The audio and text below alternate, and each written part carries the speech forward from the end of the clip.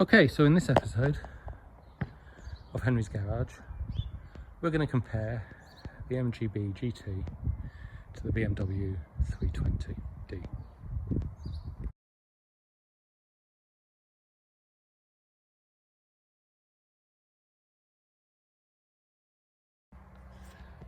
So please excuse the Ford in the background, but whilst we're videoing this, so this might not seem like a particularly sensible car comparison because these are very clearly not like-for-like cars.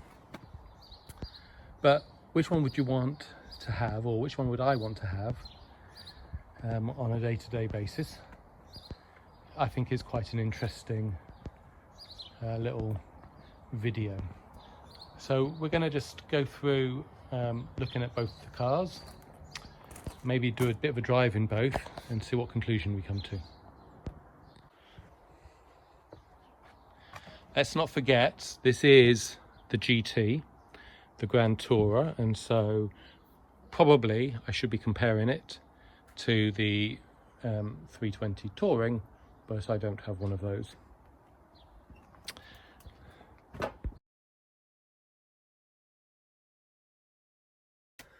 So let's start inside the BMW 320.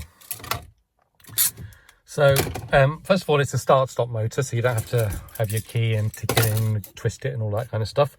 Very helpful. Unlike the BMW, the MGB has a key.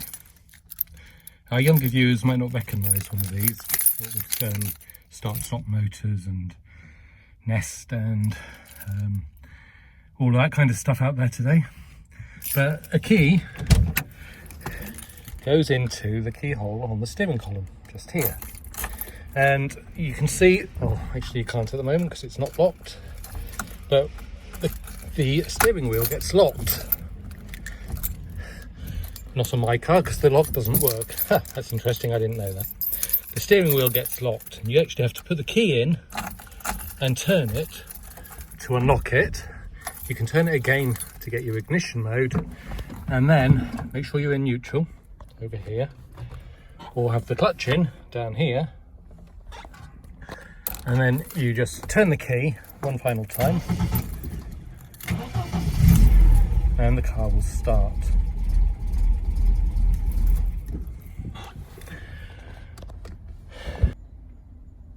Now the MG has carburetors, so again for our younger viewers, unlike fuel injected cars or diesels, carburetor, when the engine is cold, needs extra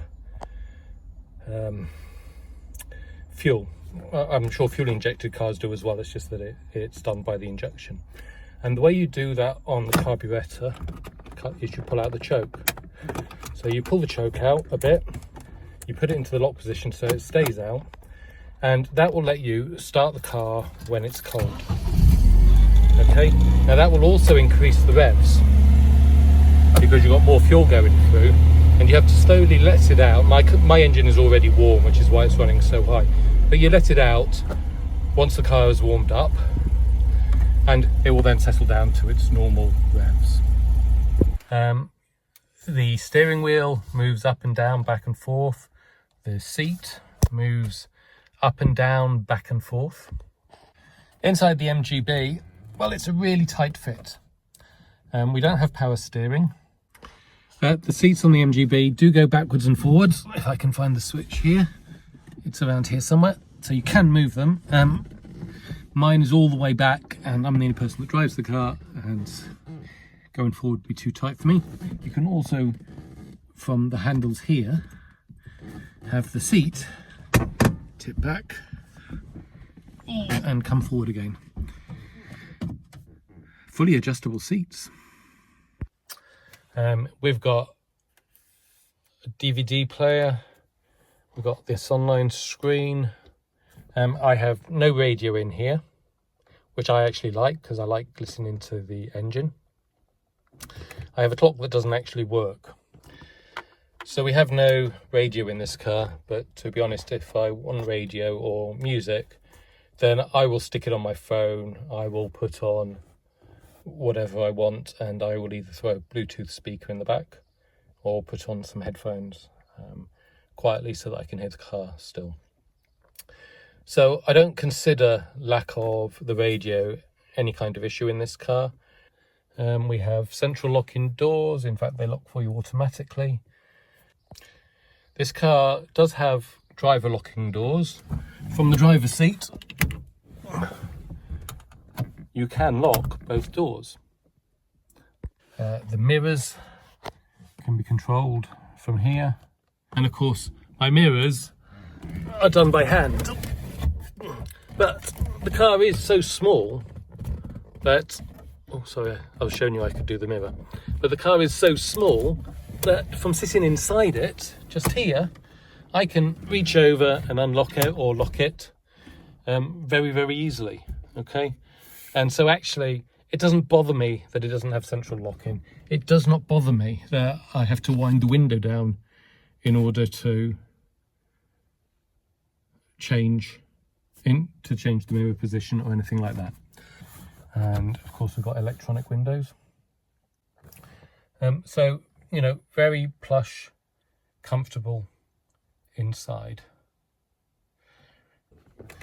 My windows are wind up.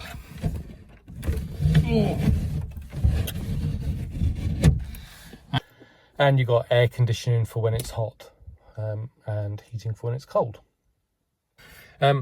We have heating in here, but we do not have air conditioning, and I will run the heating during the winter, and in the summer I actually, on this car I don't run the heating, but on the Stag I often continue to run the heating and just have all the windows open to make sure it doesn't overheat. So, you know, this car can actually get quite warm in the summer, so it is a window down experience when driving along. So what I don't like is when I come in here with my iPhone, I switch on the engine, it always turns on Spotify for me, and I don't want it on. Okay, it's just horrible. I don't like the BMW map service that's provided. It's taken me the wrong way down one-way streets in the past, and it takes me into traffic jams. I'd much rather have Google on there, and it won't allow me to play from my phone onto there as Google. So if I have it on my phone, then I can't actually put anything on the music, so then I can't hear what's going on the phone. So I don't like that. I find that really, really irritating. Okay. But everything else about the inside of this car is quite lovely. So this car has a manual and an automatic transmission. In manual mode, it's got 8 gears, and you just put it in drive and away you go. And then actually you can also, with the paddles here, go up and down. It's also got a manual mode, so if you, how do you do it? Oh, maybe it has to be on to move it across, but you move this across, and then you work purely on your automatic, your paddles. I have to say, my son's used it. I've never bothered. I can't see any point. You know, the gears are for fun in corners, and this car really doesn't need much work in corners. Oh, you've also got different modes, so Eco Pro, Eco, Sport and Sport Pro, or something like that. So this car is a 4-speed, as you can see there, with overdrive. So you get overdrive in 3rd and 4th, which is sort of like having an extra half gear in each. Unfortunately, on my car, I've never actually got it working. I think I probably need to take the gearbox out in order to sort it. That's some of the recommendation I've had. So with that in mind, you need to think about that when I'm on the motorway. In terms of seats, this car is a 5-seater. It even has back doors to make it easy to get in, and it's comfortable. Okay, so you can comfortably sit 4. You could put in 5. Although I think the 5th is a less comfortable seat. We've got an armrest back here, got seat belts, so all the mod coms, it's nice and safe. You can even change the temperature, and here I've got masses of leg room. Okay, so very comfortable in the back. Right, so this car is a that's my mirror. This car is a 2+2. So in theory, we can get 2 people in the back. It doesn't have seat belts back there because we didn't need them at the time, legally.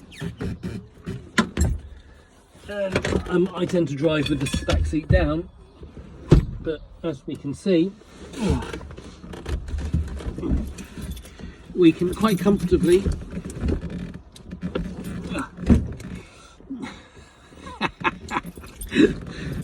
oh yeah, that is locked in place. So there we go, we can get just about 4 people in this car. Not the most comfortable, although it does remind me of being a student with a TR7, and we managed to get 5 people into that. Oh. Cool. Well, that's comfy. Let's get back out.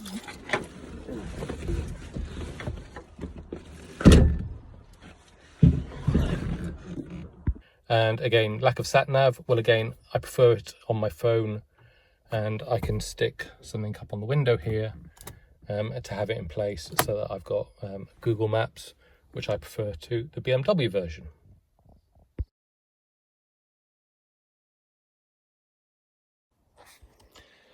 Under the bonnet, the MG has plenty of easy access to everything. You can see your carbs, your air filter, your rocker cover, the block. I mean, it's just all there, easy to access, no issues whatsoever. My stay bar broke. That will be a fix soon. So very easy to get to from above. So although the MG is actually lower to the ground when you're getting in and out, lifting it is considerably easier. Just put it into gear, put the handbrake on, whichever you prefer. It's a rear wheel drive, so that's why I've got it in gear. And it goes up very, very simply.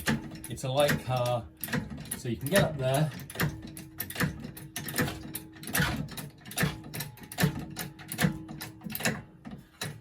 With your jack in no time. Okay? Simple.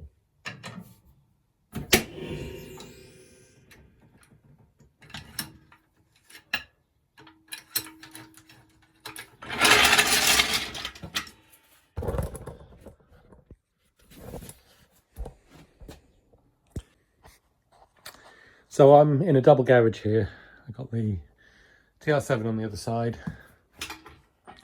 Bring the MG in, and I've got plenty of space around it, or enough space to work, which again, it's a nice feature. So from a self-maintenance point of view, it's a great car to have. So BMW underneath the bonnet, what's it like? Well, actually everything here is easy to access. So you've got, what have we got here? Coolant, wiper fluid, you've got your positive for your battery. The battery I think is in the back, but you've got a positive here. Oil of course goes in here. The dipstick is easily accessible just there. I think this is the air filter, can't quite remember because I haven't done much work on this one ever. But you know, it's not hard to find anything you need. Having said that, I can't see where the brake fluid goes, but I suspect it's back here somewhere, and we probably just have to remove a cover or two. It's all really very accessible. Similarly, when you do manage to get the car up, you have to remove covers from underneath the car, but it keeps it all nice and tidy and clean. So it's actually great for working on. When we look at how much space we have in the garage around the BMW, well, I can barely get out of the car, okay, and I certainly couldn't get in here to change a wheel, so I actually need more space than I have to work on this car here, unless it's something really simple like changing the oil. In order to do that, we have to get the car up. Let's see how we do that. So, to lift this car up, we have to get this under here. Okay. Back there. Thing is, I can't actually get this up and be able to use it because the car sits so low. So what I actually have to do is connect it from the side.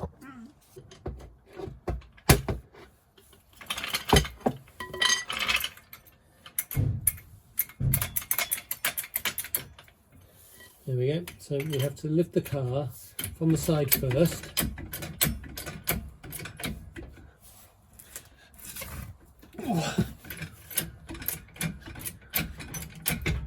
Let's get it high enough I can get my main jack underneath the car.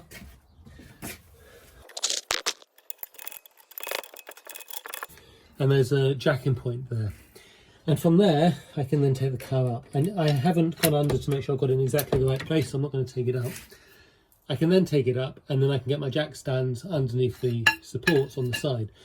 So getting this car up in the air is more work if you don't have a lift for it.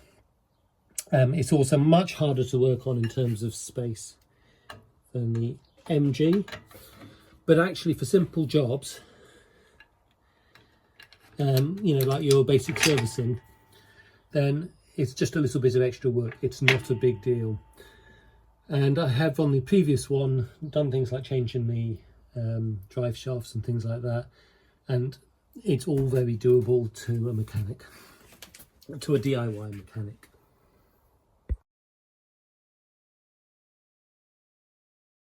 Okay, so we're going to go for a drive now. Well, hopefully the noise of the engine won't be too bad, and you'll be able to hear me above it.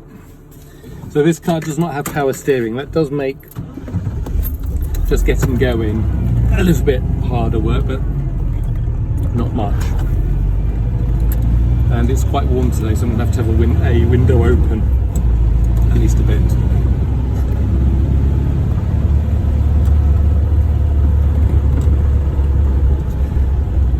So what's my view on driving this car? So in the road tests, by the way, we are going to stick to speed limits.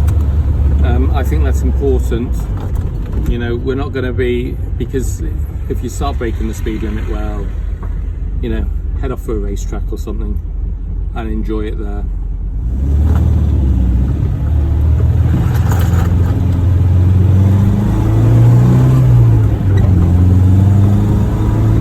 So this is a short route that we're going to do.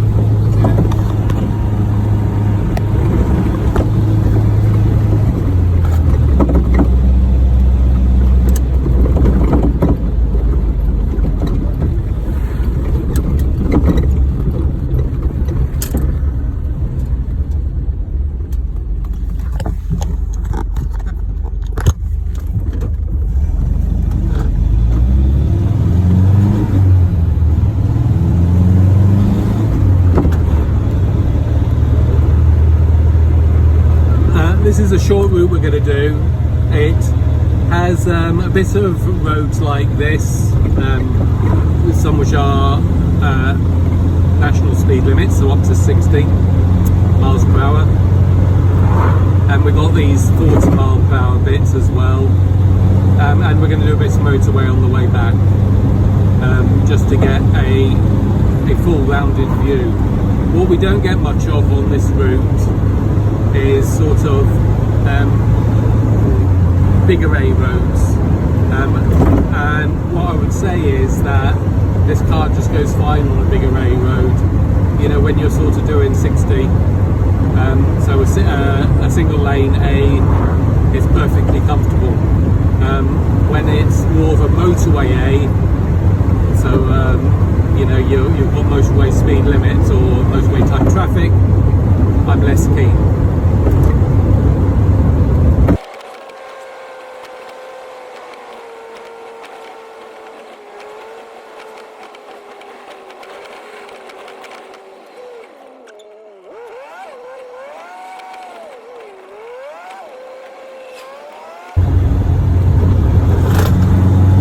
So here we are on a nice turny road, and I really think the B really comes into its own along this kind of road. It's a lot of fun to drive it.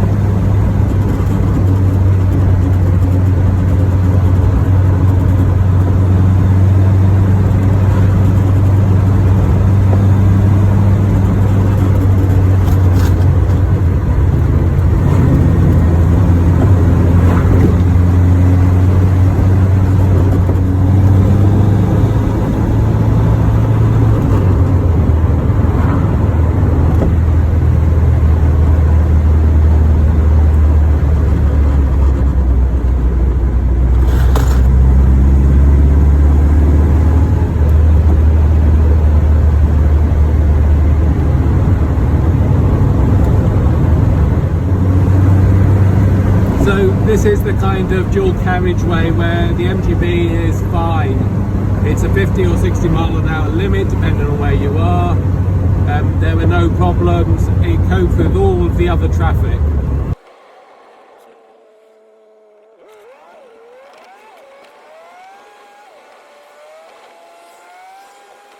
And this is us on the motorway. Now we're only doing 50 at the moment, which is absolutely no problem whatsoever. You can see the other cars though really cruising past quite easily. It's just that we've got some slower traffic around us at the moment. And in fact we're up to 55. The engine is revving at about 3200.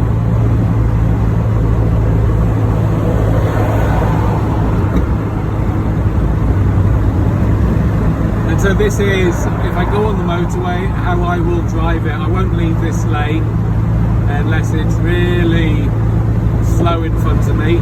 We are slowly creeping up in terms of speed as we are catching up with those trucks, so we're actually up to maybe 58 now.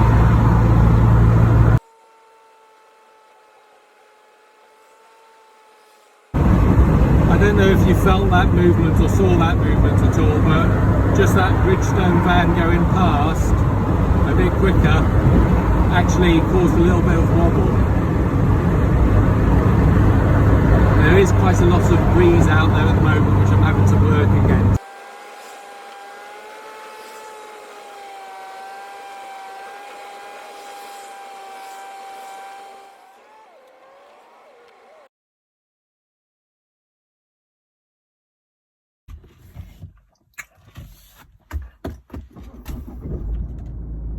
Push button start, very easy.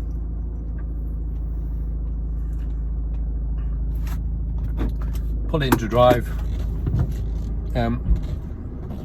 We're away without any problems whatsoever. It's just very smooth. And it's barely requires more than a very small amount of pressure on the steering wheel in order to turn it, because there is so much power steering here. I think you can also hear the car's also a lot quieter than the MGB, and the signals are on the side you would expect. So it used to be until the early 80s, British cars, or MG and Triumph anyway, used to put the signals on the, for right hand drive cars, the signals went on the right hand side, and for left hand drive cars, the signals indicators went on the left hand side. In the early 80s, they standardized along to what the rest of the world does, which is indicators on the left, irrespective of which side of the road you drive on.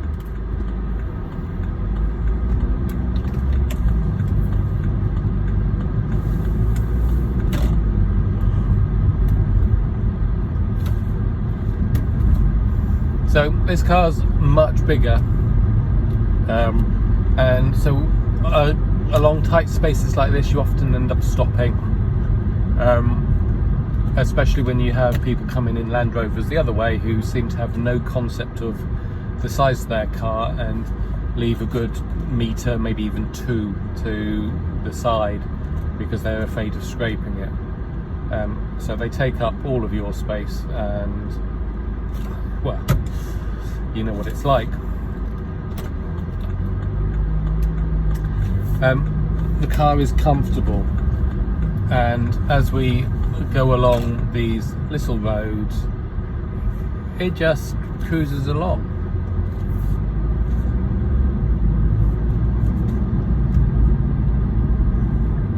If anything, the problem with this car on this type of road, where it's not too turny, is keeping to the speed limit. So I'm already up at 40, which is the speed limit along here. To be honest, I would, without cars in front of me, I could easily, if I'm not paying attention, I could easily end up speeding.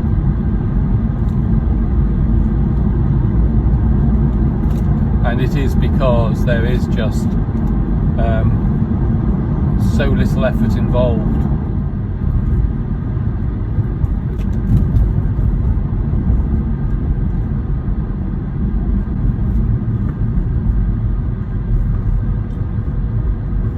Speed limits in Wales in places like this are 20 miles per hour, and as you might have seen from that flashing signal, I was actually going too fast. So it is difficult to keep this car at the slower pace, and I guess it's easier than it is with the stick shift BMW that I used to have, because 20 miles an hour is a really awkward gear ratio to have in the what was it, an E90 I think. It's either you're either in too high or too low a gear, so you're either revving the engine more than kind of you necessarily want to, so it sounds a bit loud for the speed you're going, or of course you just end up going too fast.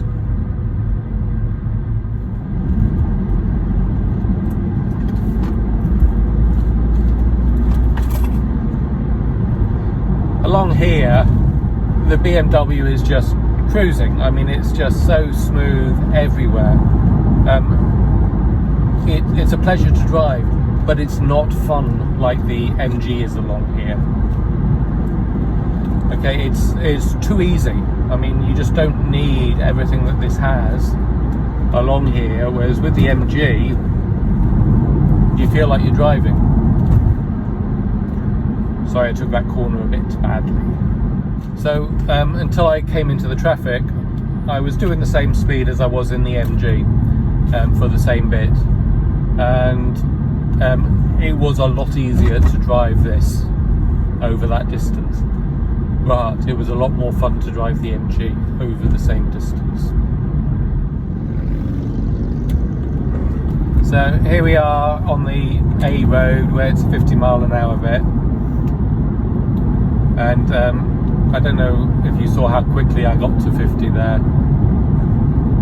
but it really was the blip of a pedal, which I wouldn't do in the MG. And it's done me no good whatsoever, because I'm now going to have to pull back in behind this in order to head onto the motorway.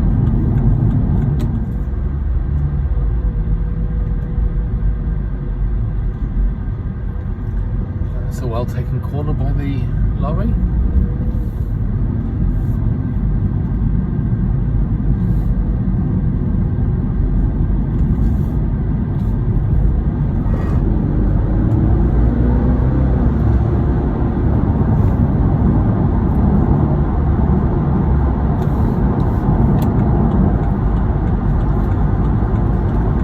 So we're already going faster having just joined the motorway than we did at any point in the MG. If anything, it's going to be, I'm trying to keep this to speed limits, and so I'm doing 70 and struggling to stay that slow. This car cruises very easily. It's got cruise control, it's got speed limiter on it, so you know, if you want to set it and just go, you can do. It doesn't have anything like driver assist, and from what I've been told, I should be glad of that.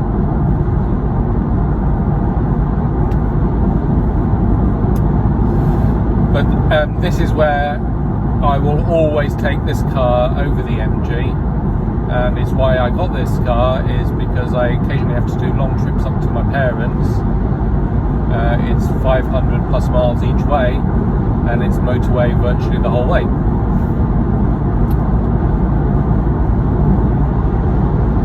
I could probably do it along back roads, but it would take an awful lot longer. This car's also very comfortable to sit in, where the seats have lots of support all around, and they're good and hard. The MG, I guess I could improve the cushioning in them. I could get a bit more foam in there. Oh, by the way, I'm going faster than I said I should, because it's just slipped up. So, you know, this car on the motorway, hands down, really comfortable, just cruises along, very nice, you can't argue with it. I had to slow down a bit to show you this, but something that I don't do in the MG.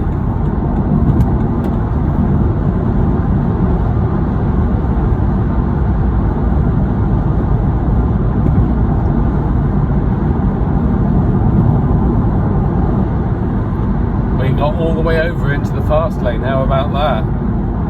Pretty exciting stuff. So here we are, just approaching home again. Couple more comments. So I went out in the MG first, and I did exactly the same route in the BMW. In the MG, I probably had 2, maybe 3 people, possibly 4 wave at me, certainly 2, and or flash their lights or whatever, you know, just kind of saying hi. People also actually let me in, you know, they'd flash me in to make a turn or whatever. Unlike, for example, there, where very clearly they didn't. I didn't speed once in the MG.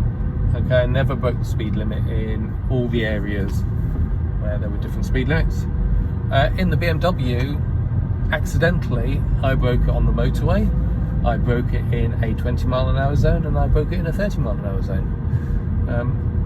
It's super easy, because it is such an easy car to actually do that, and so you have to be a bit more vigilant from that point of view. So let's consider costs. So I picked up my MGB and got it on the road for about £3,500, which is, you know, not too bad. It's not in perfect condition, but I don't have issues with it. The BMW we bought second hand, and I don't remember the exact price, but it was second hand. It had about 26k on it, and we paid 18,000 for it, or thereabouts. I'm just trying to show something over a 10-year period. So in terms of road tax and MOT, the MGB in theory can have a cost as little as nothing, and that is because it's over 40 years old and therefore is excluded. It's also excluded if you're living in London from congestion charge and ULEZ. So if you're pottering around most of the major cities now, actually there's no additional costs. The BMW, the 10-year road tax, the annual road tax is 190 for it, because it's a 320d Sport M. And the MOT costs, I mean, around us it's about 49-50 quid for an MOT. So I've said 10-year costs there are 1900 and 500 themselves. From experience, my average mileage in the MG is about 25 now per gallon. Now, to be fair, that is mostly driving on fairly small roads. It's often doing very short trips, which are more costly. And so possibly if I went on a motorway and cruised for a bit, it would go up a bit, but maybe not. So that's what I experience. With the BMW, if I'm cruising on the motorway, then I might actually get up to about 57. If I'm around town or something, it falls off quite a lot. So I've put in 52 as an average. And so if your average mileage, and for both of them, I've just assumed a price per litre of either E5 for the MG or diesel for the BMW. It keeps it simpler. The costs are close enough.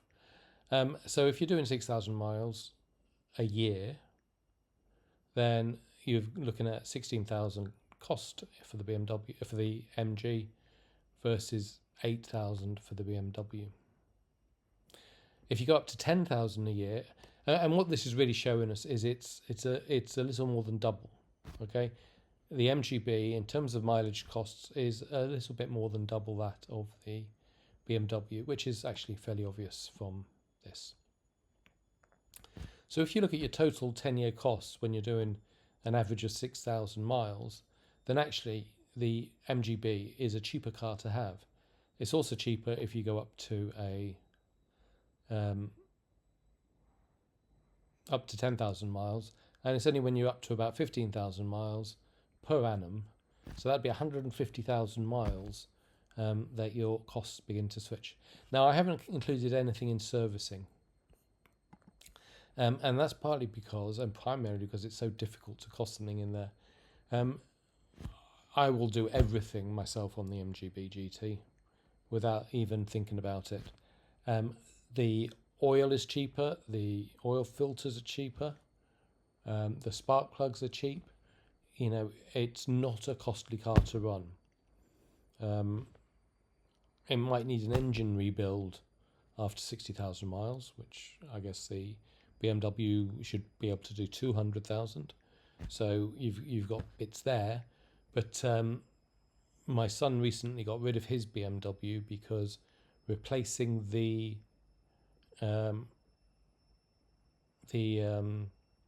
exhaust was going to cost him over £2,000, and that's just because it's such a big job to do it. It was, you know, the pieces he could get, but getting it all done.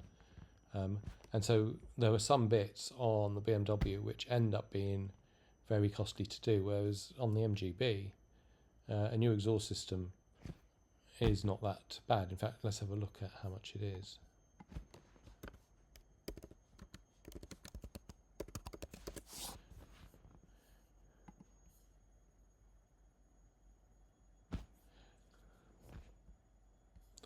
So, new still exhaust system, so that's the whole lot, 114 quid plus VAT.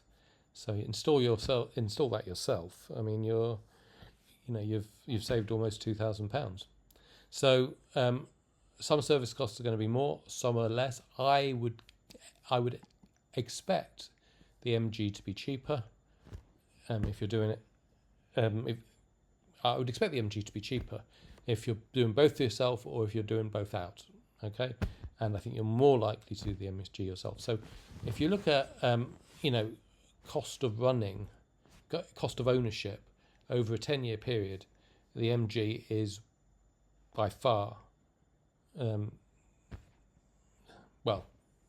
you're doing a lot of mileage, it's the better job. Think about that. That would be 100,000 miles if you did that for 10 years. Okay, and I guess that's an important part of it, because that's where you would pick a BMW over the MG. Oh, maybe I've given my thoughts away.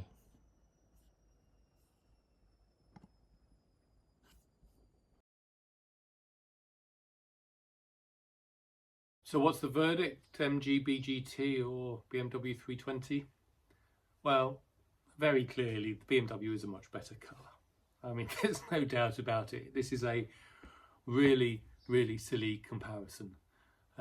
However, I have to be honest, the MGB is more fun to drive. I mean, full stop, it is easier to drive. It is much cheaper to buy. It is very cheap and easy to fix. And so if you just want to run about, if you're never going to be doing any kind of long trips, so nothing over 100 miles on a regular basis, then the MGB is just a fabulous daily driver. It is, you will enjoy going out. It won't be a chore to go out to the shops. You'll actually get in and enjoy the drive there, no matter what you're going through, because it's just fun. And I think that's it's something that isn't there in driving now, because to have fun in the BMW, you need to go onto a track. You can't drive it on the roads and stress it at all. And so if you want to enjoy driving, think about it. If you're just trying to get from A to B, well, don't even think about it. But if you're going to get a small town car as opposed to something that is on the motorway, so a Citroen 1 or something like that, well, have a think about it, because you're going to have fun in the MG. You're not in the Citroen. And with that, I'll leave you with my wife's thoughts. Hope you enjoyed this rather bizarre episode, and do come back next time when we'll be back to doing a maintenance job on one of the daily drivers.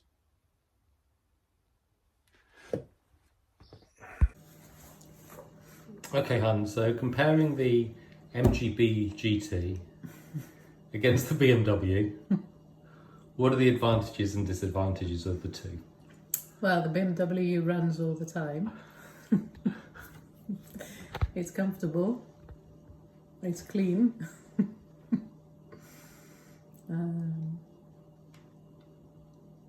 Takes you from A to B more reliably. We haven't had to call the AA on it yet, touch wood. It's not very noisy, whereas the old cars are quite noisy. That's it, I think. That's it. That's all I can think of right now, but I might think of some more stuff later. Okay, and if you were to get one, which would you get? The BMW. That's the one I drive. Okay. So there's a firm vote in the BMW camp. Got it. Okay. Just out of interest, how many times have you been in the MGB? Once. And was that voluntary? No, it was for testing. For testing when you were repairing. No, it wasn't. Oh, we It's went when for I a had it's when I had to pick you up from the hospital, and you didn't tell me that I couldn't come in it, so I did. Okay. I don't remember that. No, it's been put out of your mind, Yes. has it? Okay, that's a definite vote against the MGB then.